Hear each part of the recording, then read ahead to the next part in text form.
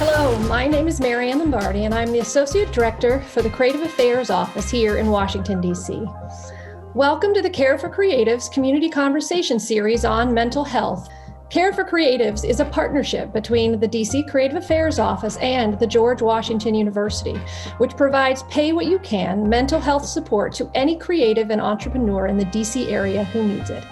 You can find more information about Care for Creatives and how to receive care on our website at creativeaffairsdc.com. Welcome to our guests, April Preston and Cam Poles. Thank you guys so much for being here for this conversation. How are you doing today? Doing good, doing great. Thank you for having me. Likewise, doing well. Thank you so much for inviting me to be a part of this important conversation.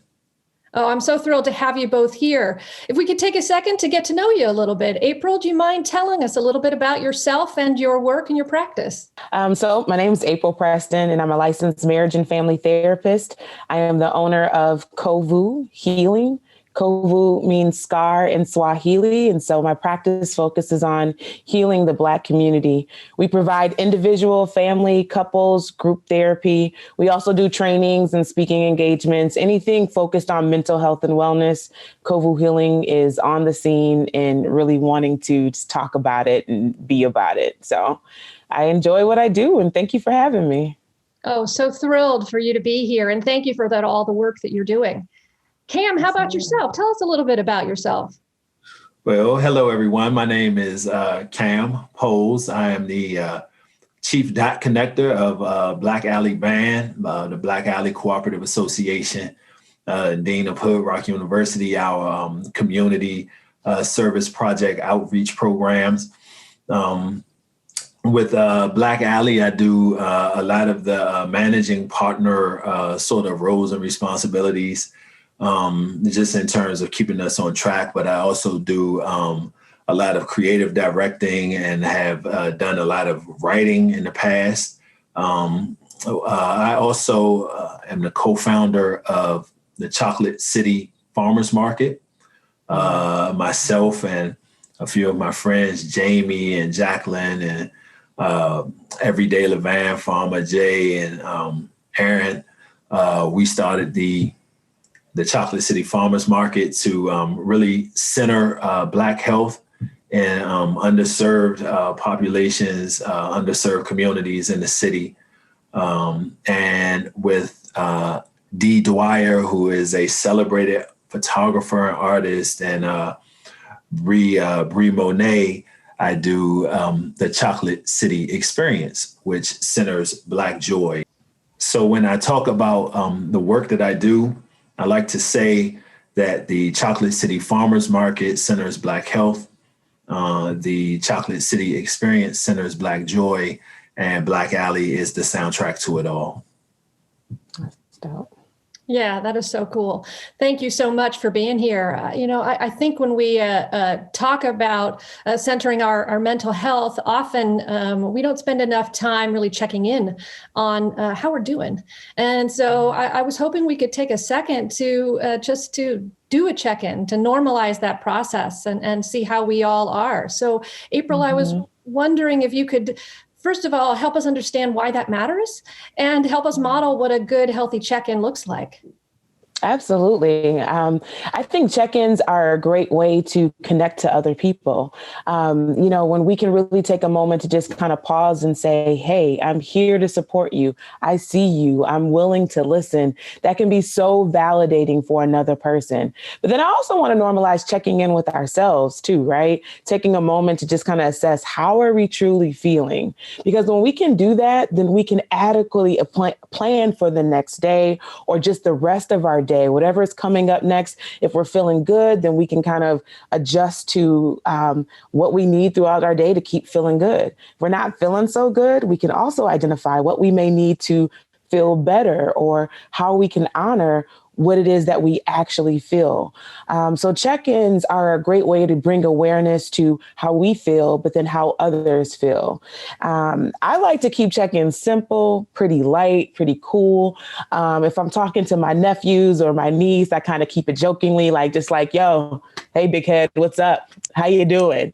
Taking a moment to pause. But if I'm talking to an elder or someone that I have just, reverence for, I may slow down and just say, how are you doing? How are you sleeping? What did you think about the news last night? Or what did you have for dinner?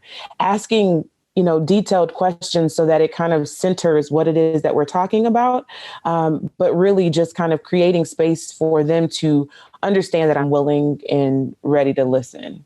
So I would say something like, what's been on your mind lately? Like, what did you wake up thinking today? Cam, what did you wake up thinking today? Like, what's good?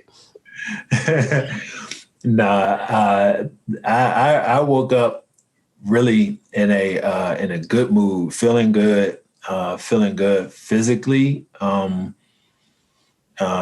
Just from the top, like thinking about my head, like, do I have any headaches? No. Do I have any aches in my body? No.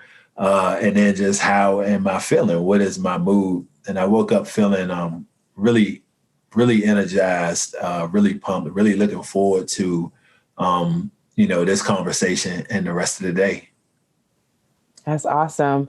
What Cam just did there is what we call a body scan, just kind of lightly going through your body from the top to just going on down your body and checking in with yourself. And people can get really detailed. How does my arm feel?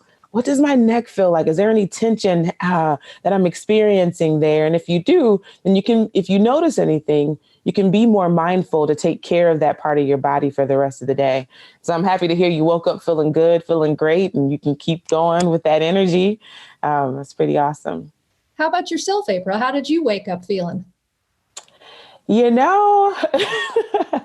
I woke up feeling good as well. I am not a morning person. And so in the mornings, I'm always like, all right, here we go. And so I'm very intentional about my morning routine because I am not a morning person. I always build in a little bit of time before I'm needed somewhere. So today I kind of woke up and said I have a morning gig and I need a little bit more time. So I woke up and I just kind of sat there for a moment and allowed myself to come to get my bearings. And then I got up and chatted with my family, got water, and just really took care of myself. And then I was ready to engage with the world. But I know that I always take a little bit of time in the morning. And so I feel good. I feel great now. Yeah. That's so good to hear. It sounds like listening is a big piece of this check-in process, whether or not you're listening to yourself, tuning into yourself, or if you are doing a check-in with others, really active listening for what those other people are saying. So I'm curious if you could help us understand a little bit more about the power of listening, or maybe how to be a good listener when you're doing a check-in with someone. Yes. I think sometimes we forget the power of just being present. We often want to fill space with words or something, but often I hear more than not, just the presence of someone just sitting with me or sitting with them during a difficult time is often enough. And so just being there and knowing that your presence is enough, but then also being okay to sit in silence. Not filling those silent moments with words or empty just kind of sayings, but just being present and allowing the other person to really talk about what it is that they are experiencing, good or bad, difficult or joyful. But then also relieving yourself from having to be the expert and to know what to say and to just kind of have all the answers. And simply, again, being present. I think about having 2 ears versus 1 mouth, being more intentional about what is it that I'm hearing versus what is it that I'm saying. And so sometimes I don't even give new information. I just kind of repeat back what I've heard when I am actively listening. Wow. I heard you say that today was a difficult day. I heard you say that today, was challenging for you, just to reiterate that I'm here with the person and that I'm listening with the person.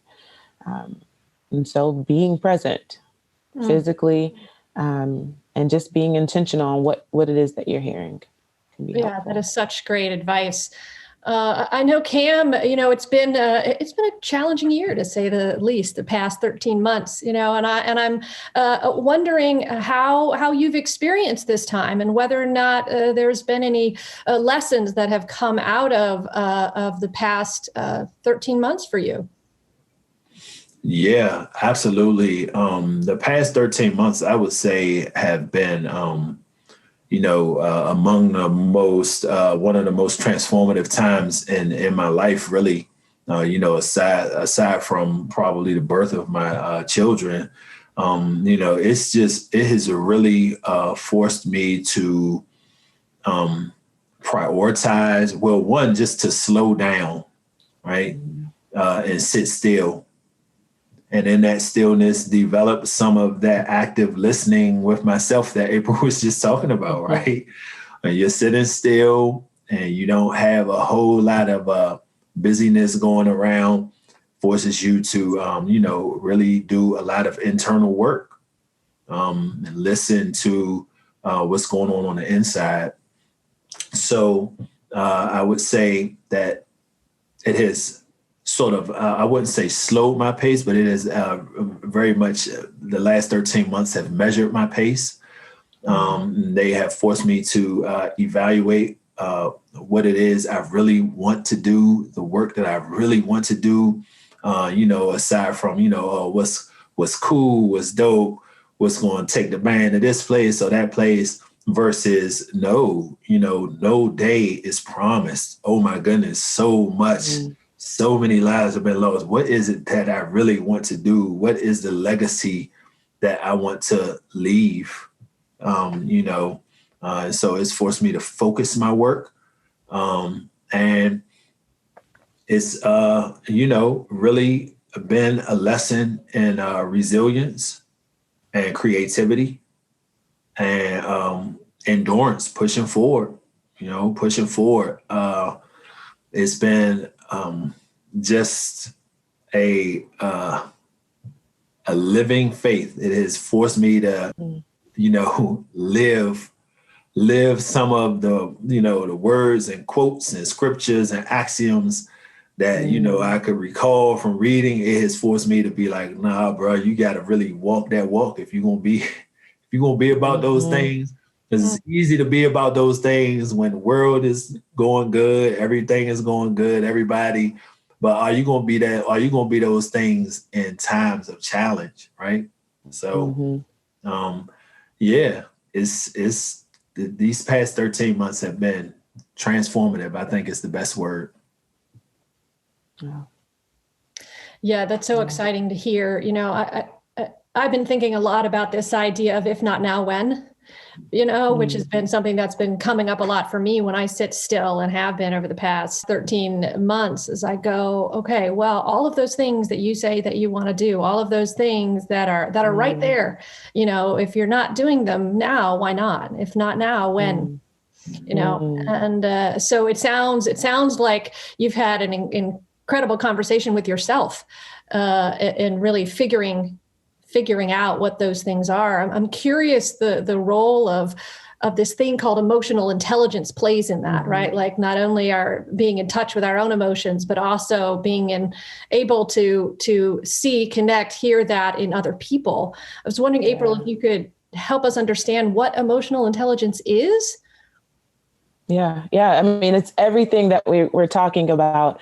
Our ability to be self-aware, our ability to be mindful of what we are feeling, and able to put names and language around what it is that we are personally experiencing, but then not only for ourselves. So yes, great with self-awareness, but then awareness of others. So being able to understand when someone else is excited versus sad, or disappointed versus angry, being able to understand and read the emotions of others. But then there's also a sense of our ability to control our emotions, to manage our emotions. Just because you experience them does not mean that you have to act on them. And so our emotional intelligence, it speaks to our ability to, yes, recognize our emotions, recognize the emotions of others, but then also it speaks to our ability to control our emotions, to manage them, to tend to them. And so it's all about our ability to understand ourselves and others. Yeah, I'm wondering, Cam, when it comes to this sort of newfound focus for you in the work that you're doing, is how you're seeing that show up in your work, right? Like how you're seeing your own emotional intelligence or your own newfound focus showing up actively in the work that you're doing. Yeah, I think a big part of it is, a big part of it for me has been properly identifying fear. Mm-hmm. I think that a lot of times, and I experienced this when I was an educator as well, like, and people in children in general, Black children, who, that's primarily who I work with. I think sometimes, emotions sort of show, they show as anger or even sadness sometimes, but they are really sort of, they're camouflaging fear, right? And that was true in a lot of my students, and I was able to identify that and help them work through it. And I realized over this past 13 months that was true for me as well. I don't really think of myself as a fearful person, I'm a guy. I played high school football, right? These are not, I played football in college for a little while, right? So I'm not, I don't generally think of myself as a very fearful or scary person. But the real truth is, when it comes to the work of, what do I really want to do and why, like you said, why am I not doing those things right now? Right. A lot of that was because of fear maybe that I am not smart enough, capable enough. Maybe people will not think that my ideas are cool enough. Right. Like all of these fears. And so, for me, I use the word transformation. I think a big part of that transformation has been, one, properly identifying that emotion of fear. And then two, sort of doing the work to equip myself to move past those fears, to work with them, acknowledge them. Don't necessarily mean that you're going to overcome them, but I'm scared, but I'm going to do this anyway. Like sometimes it's just that simple, right? I'm still scared. Yep. I still think I'm not smart enough, but I'm still going to write this grant and send it off and see what happens, right?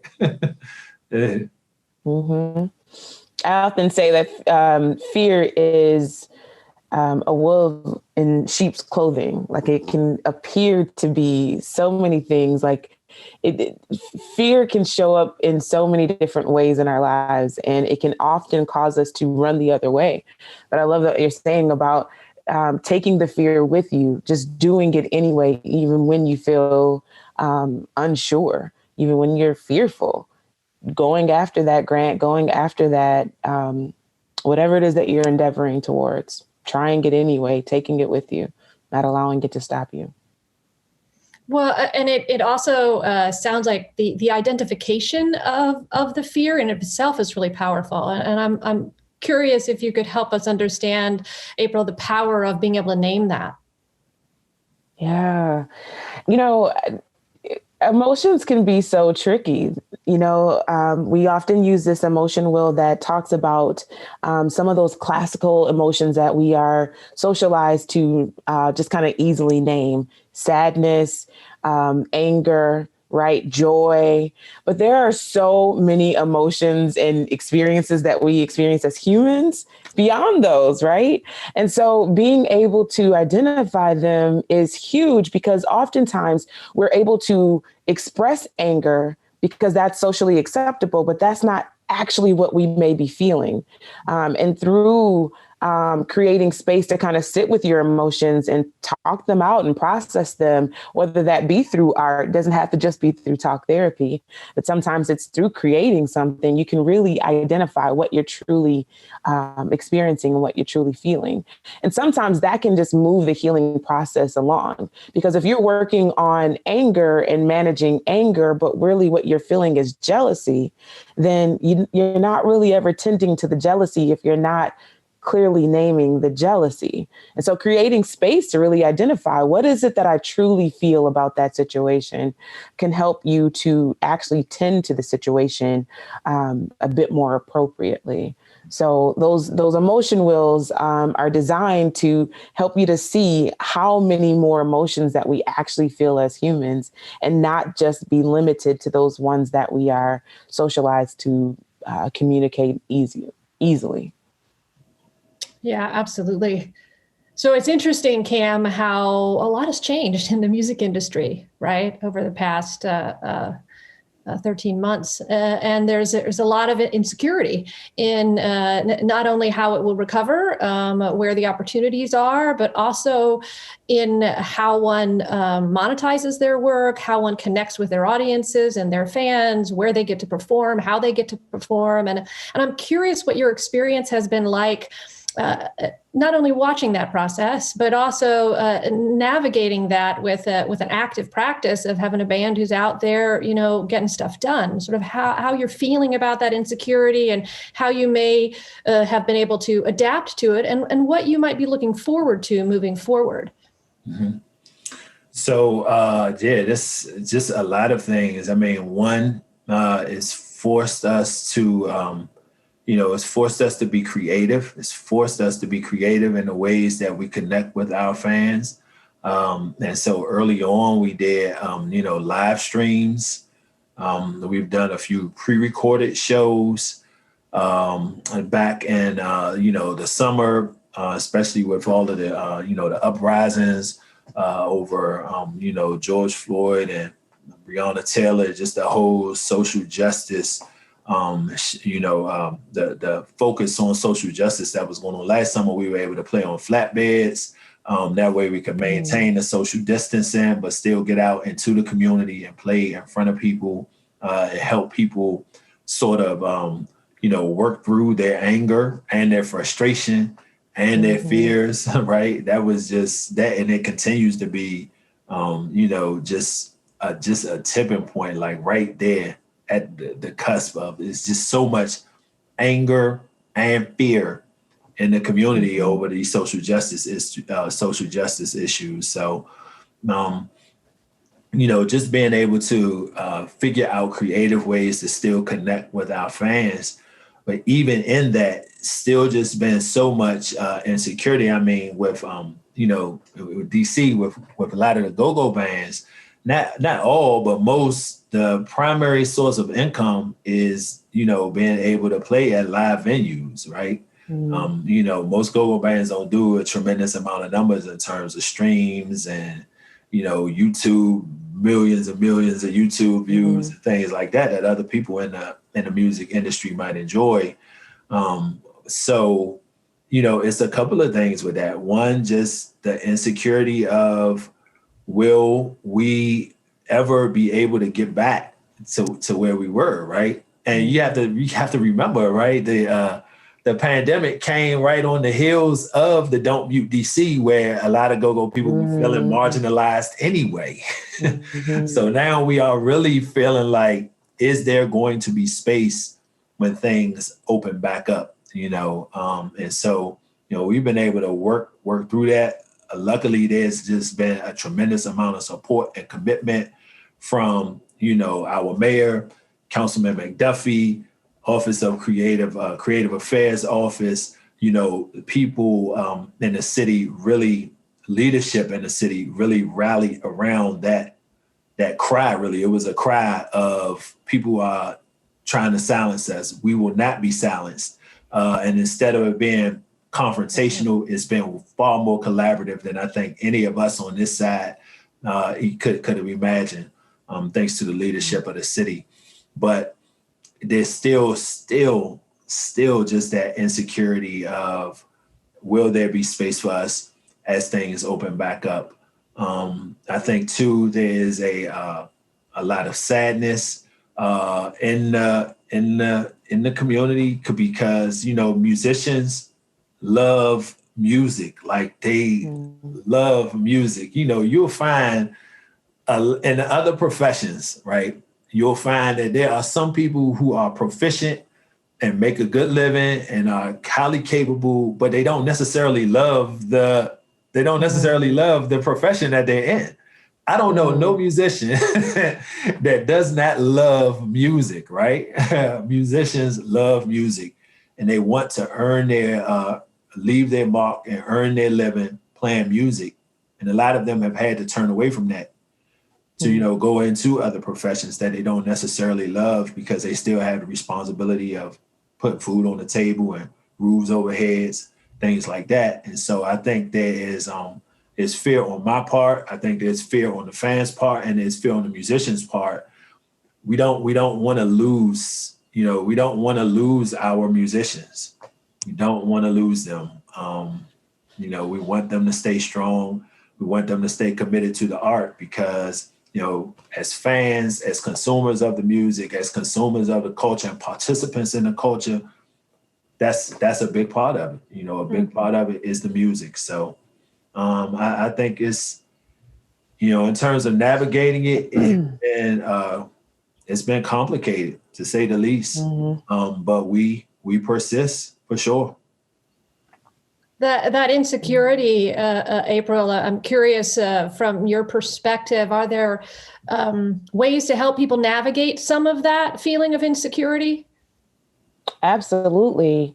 I think it's about naming it, as we've been saying, that there is a sense of insecurity in terms of job security or even ability to create. But then also finding small ways to still engage in your craft, still engage in your art, still do the things that you enjoy doing.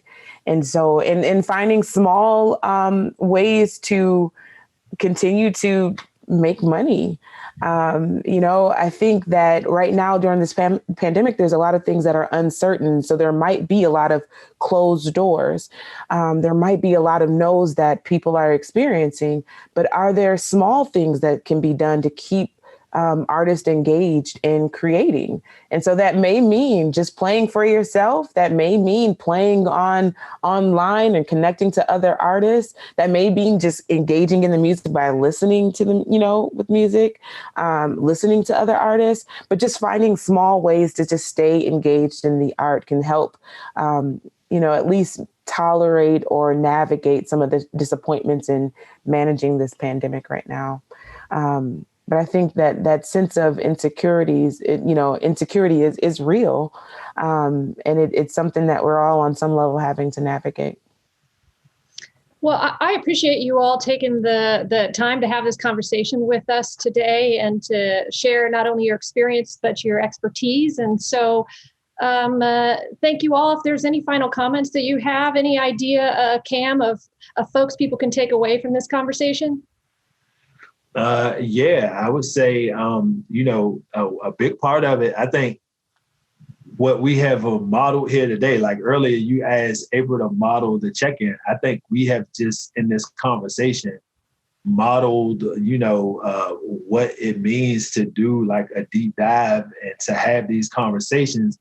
And the thing is, the only way this conversation was possible was because we came together.